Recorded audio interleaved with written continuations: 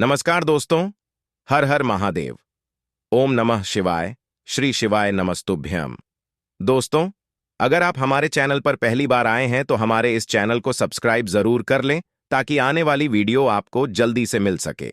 दोस्तों, जैसा कि आज है रविवार और रविवार के दिन सूर्यदेव भगवान की पूजा की जाती है। सूर्यदेव को प्रसन्न करने के लिए लोग तरह तरह के उपाय करते हैं। देखो, इस दिन अगर हम कोई भी उपाय करते हैं तो उसका फल हमें अवश्य ही मिलता है। देखो, आज हमने इस वीडियो में गुरुजी द्वारा बताए गए कुछ उपाय आपको बताए हैं जो आपको अवश्य करने हैं। इस वीडियो को ध्यान से देखें, पूरा सुने। आधा अधूरा सुनने से कोई लाभ नहीं होगा। चलो चलते हैं, सुनते हैं। नमस्कार दोस्तों, ओम नमः शिवाय, हर महादेव, जय महाकाल। जैसा कि आप सबको पता है, आज है रविवार और रविवार को पड़ रही है षष्ठी तिथि, तो बहुत ही खास दिन है। आज के दिन हमें कोई ना कोई उपाय जरूर करने चाहिए। देखिए दोस्तों, पूज्य गुरुजी ने कहा है कि जब आपके जीवन में संकट, कष्ट और समस्याएं बहुत अधिक उत्पन्न होने लगे, आपके शरीर में किसी भी प्रकार का रोग हो, बीमारी हो या फिर किसी भी प्रकार की समस्या हो गई है, आपने कई प्रकार की दवाएं भी ले ली है, लेकिन आपको आराम नहीं मिल पा रहा है, आपके पास धन से संबंधित परेशानियां लगातार चल रही है, जिसकी वजह से आप अपना कोई भी कार्य प्रारंभ नहीं कर पा रहे हैं, आपके जीवन में आर्थिक समस्याएं लगातार बनी हुई है, व्यापार अच्छे से नहीं चल पा रहा है, नौकरी में उन्नति नहीं मिल पा रही है, घर में लगातार नकारात्मक ऊर्जा होने के कारण सारे कार्य बिगड़ने लगे हैं। गुरुजी ने कहा है कि यदि आपके जीवन में भी ऐसी समस्या है चल रही है, तो आपको रविवार की षष्ठी तिथि पर बहुत ही चमत्कारी उपाय करने हैं। देखिए दोस्तों, पूज्य गुरुजी की कथा को सुनकर के और समझ करके ही आपको समझाने का पूरा प्रयास करूंगा। लेकिन दोस्तों, वीडियो में आगे बढ़ने से पहले वीडियो को लाइक करें और यदि आप चैनल पर पहली बार आए तो चैनल को सब्सक्राइब करके कमेंट में ओम नमः शिवाय या फिर हर हर महादेव जरूर लिखें। देखिए, इस वीडियो में हम पूज्य गुरुजी द्वारा बताए गए 3 बहुत ही चमत्कारी उपायों के बारे में बात करेंगे। इनमें से जो भी उपाय आपके लिए सरल और उचित हो उसे आप कर सकते हैं।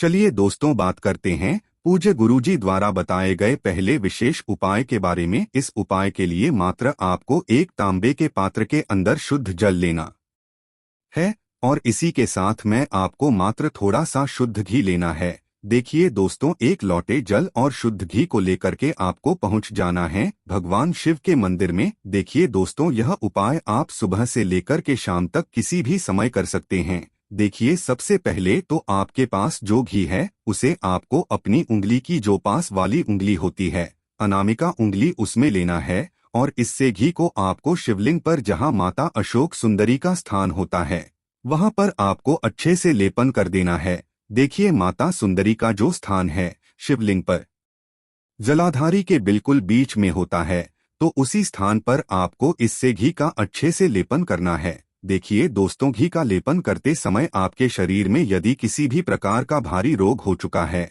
या फिर आपके घर के किसी भी सदस्य के शरीर में भारी रोग है, तो पूज्य गुरुजी ने कहा है कि आपको लगातार कुंदकेश्वर महादेव का स्मरण करते रहना है। और यदि आप अपने जीवन की समस्याओं को, कठिनाइयों को दूर करने के लिए प्रयास कर रहे हैं, तो आपको चंद्रमौली महादेव का मन में स्मरण करना है।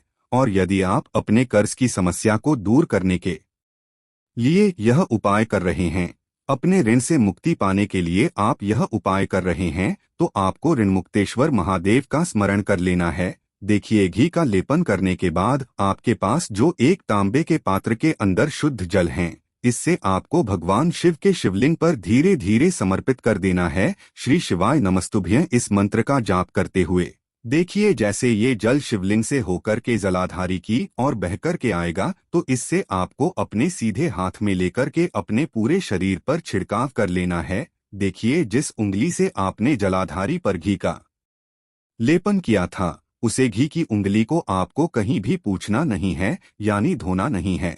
ऐसे ही सीधे आपको अपने घर पर आ जाना है। अब आपको अपने घर का जो मुख्य द्वार है, वहां पर आपको एक बिंदी लगा देनी है। जो आपकी उंगली में थोड़ा सा घी शेष रह जाएगा, उसी से आपको एक बिंदी जैसे घी की लगा देनी है अपने मुख्य द्वार पर। पूज्य गुरुजी ने कहा है कि यदि इस उपाय को हम कर लेते हैं तो हमारे जीवन की जो समस्त समस्याएं हैं वह सभी दूर होती है और हमें अपने जीवन में सुख, समृद्धि तथा वैभव की प्राप्ति होती है। अब दोस्तों हम बात कर लेते हैं पूज्य गुरुजी द्वारा बताए गए दूसरे चमत्कारी उपाय के बारे में। देखिए, इस उपाय को करने के लिए मात्रा आपको एक तांबे के पात्र के अंदर शुद्ध जल लेना है। इसी के साथ में आपको एक चावल यानी कि अक्षत का दाना लेना है, लेकिन चावल का दाना जो आप लेंगे वह कहीं से भी टूटा हुआ या फिर खंडित नहीं होना चाहिए। फिर इसी के साथ में आपको एक प्यारी सी बेलपत्र ले लेनी है।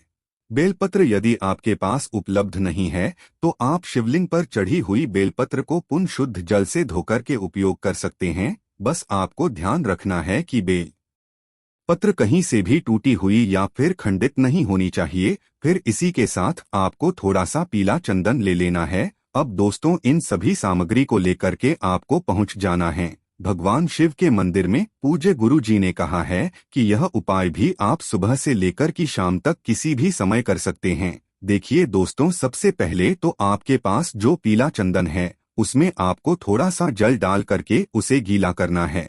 अब इस पीले चंदन को आपको बेलपत्र की जो बीच वाली बड़ी पत्ती होती है और बेलपत्र की जो चिकनी साइड होती है उस पर अच्छे से लगा देना है। तो बेलपत्र की जो सबसे आगे वाली पत्ती होती है उस पर आपको चंदन लगा देना है। उसके बाद जो आपके पास एक चावल यानी कि अक्षत का दाना है उसे भी आपको उसी बेलपत्र के ऊपर चिपका देना है, यानी कि बेलपत्र की बीच वाली बड़ी पत्ती पर चिपका देना है। अब दोस्तों ये जो बेलपत्र है इससे आपको भगवान शिव के शिवलिंग पर अर्पित कर देना है। देखिए, बेलपत्र को समर्पित करते समय आपको ध्यान रखना है कि बेलपत्र की जो चिकनी साइड है जिस पर आपने चंदन और एक चावल का दाना समर्पित किया है वह शिवलिंग से स्पर्श होगा और इसकी जो डंडी है वह आपको जलाधारी की ओर रखना है। इस प्रकार से बेलपत्र आपको समर्पित कर देना है। बेलपत्र को रखते समय आपके जीवन में जो भी संकट है, जो भी कष्ट है, जो भी आपके जीवन में समस्याएं चल रही है,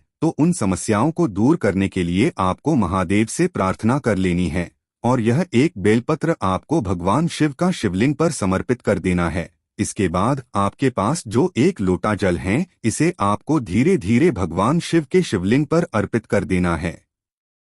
श्री शिवाय नमस्तुभ्यं इस मंत्र का जाप करते हुए पूज्य गुरुजी ने कहा है कि यदि इस विशेष तिथि में यह विशेष उपाय हम इस प्रकार से कर लेते हैं तो हम आपको यकीन दिलाते हैं कि आपके जीवन से सारी समस्याओं का अंत होगा। अब दोस्तों हम जान लेते हैं सबसे अंतिम उपाय के बारे में। देखें, ये उपाय विशेषकर उन लोगों को करना है जिनके शरीर में कोई भारी रोग हो गया है, कोई भी बाहरी बीमारी उत्पन्न हो गई है और उनकी जो बीमारी है वह दूर नहीं हो पा रही है। डॉक्टरों को दिखाकर और दवाइयां लगातार खाके वह परेशान हो चुके हैं, लेकिन उनका जो रोग है वह ठीक ही नहीं हो पा रहा है। तो ऐसे लोगों को यह विशेष उपाय करना है। देखिए, इस उपाय के लिए आपको मात्र एक लोटा शुद्ध जल ले लेना है और इसी के साथ में आपको मात्र थोड़ा सा शहद ले लेना है, लेकिन शहद आपको मात्र आधा चम्मच या फिर उससे भी कम लेना है।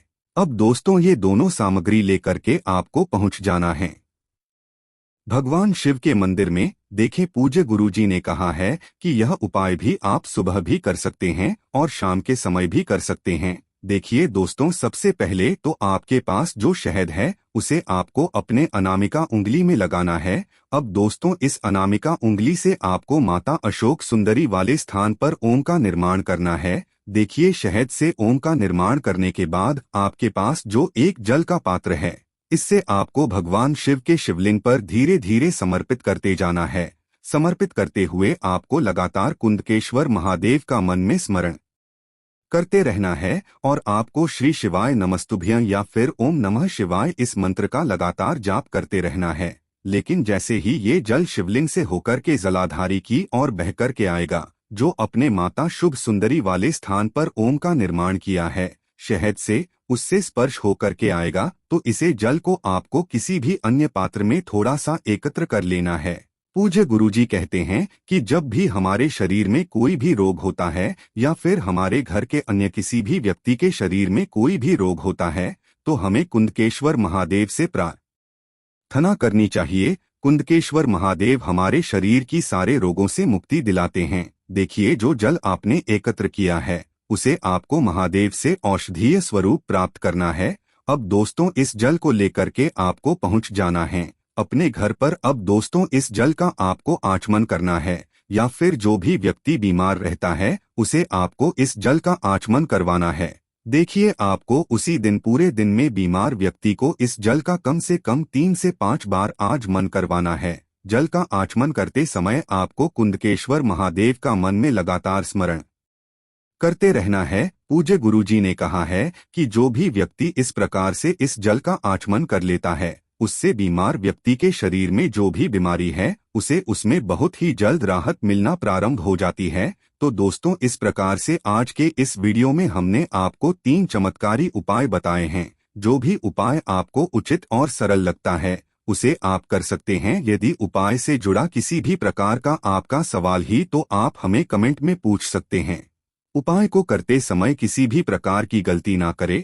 अगर आपको हमारी वीडियो पसंद आए तो हमारे इस चैनल को सब्सक्राइब जरूर करें। ओम नमः शिवाय। श्री शिवाय नमस्तुभ्यं। हर हर महादेव।